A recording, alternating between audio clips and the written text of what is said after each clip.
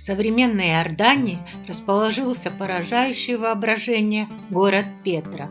Жители покинули его столетия назад, однако величие этого места запечатлено в камне. Величественные постройки города высечены в скале. В 1985 году этот один из самых удивительных городов мира включили в список объектов всемирного наследия ЮНЕСКО. История Петры началась примерно в VII веке до нашей эры. Армейское племя набатеев, поселившихся в этих краях, занималось скотоводством и обслуживанием караванов, шедших от Средиземного моря в Месопотамию и обратно. Петра была оазисом в пустыне. Местные жители научились собирать воду, стекавшую по расщелинам скал, и задерживать вешние воды. Эти же скалы стали для них домом. Здесь они овладели чудесным искусством превращения целых горных пород в дома, дворцы и храмы. К сожалению, история города завершилась в XII веке. Открывшийся более короткий морской торговый путь прекратил движение караванов, и жители постепенно покинули и каменные дворцы, и каменные трущобы.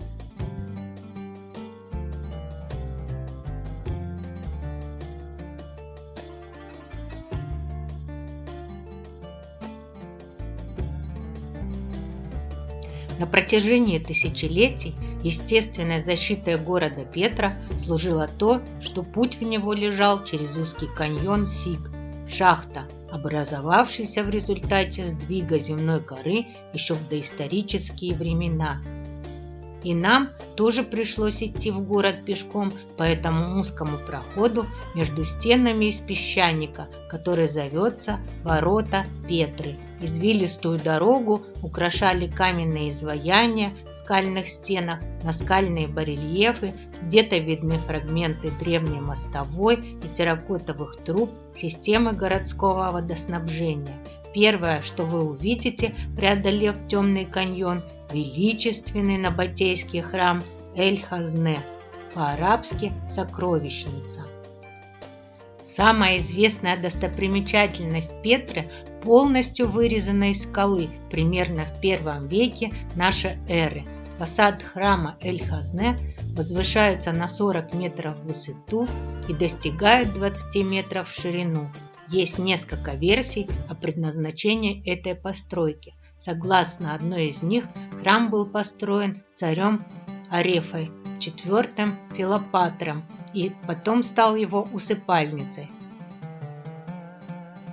Однако главная загадка Эль-Хазне заключается не в предназначении, а в том, как древним камнетесам удалось изваять в скале причудливые орнаменты и колонны. Строительные леса они использовать не могли, в округе нет деревьев. Как предполагают ученые, строительство началось сверху.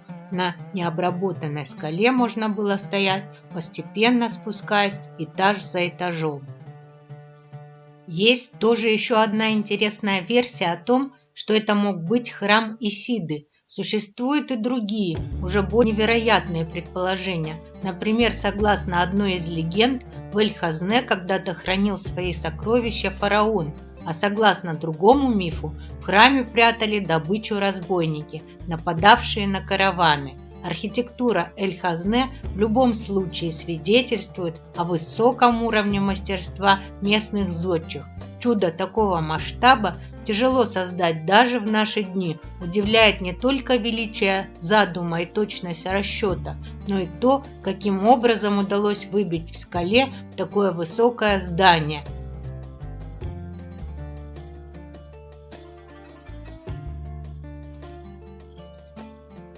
Ремесленники, строившие Петру, действительно мастерски владели искусством обработки камня. Амфитеатр, склепы в скалах, здания, дома, храмы, акведук – все выполнено из камня. Подобного города не было во всей Римской империи.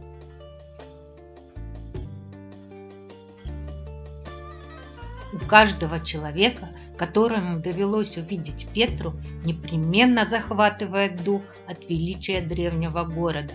Недаром это затерянное место в Иордании попало в список 7 новейших чудес света.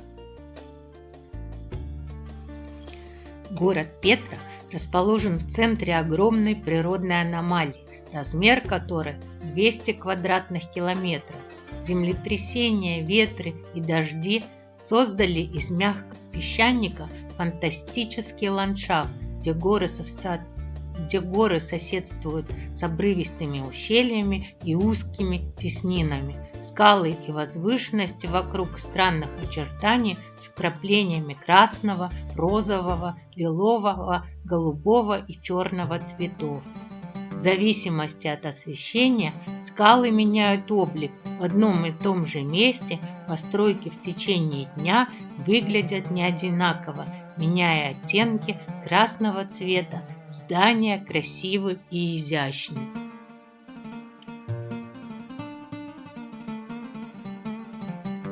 Город строили грамотные архитекторы. Мастерство древних инженеров вызывает восхищение.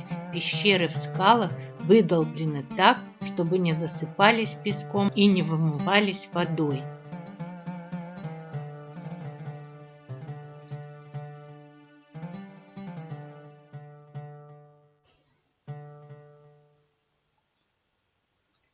Архитекторы Петры, владея ирригационной наукой, создали сложную систему водоснабжения. Жители города не нуждались в воде. Аравийская пустыня цвела садами только при набатеях. Для сохранения дождевой воды жители вырубили каналы и водоемы в скалах. 200 наполненных резервуаров постоянно стояли на страже.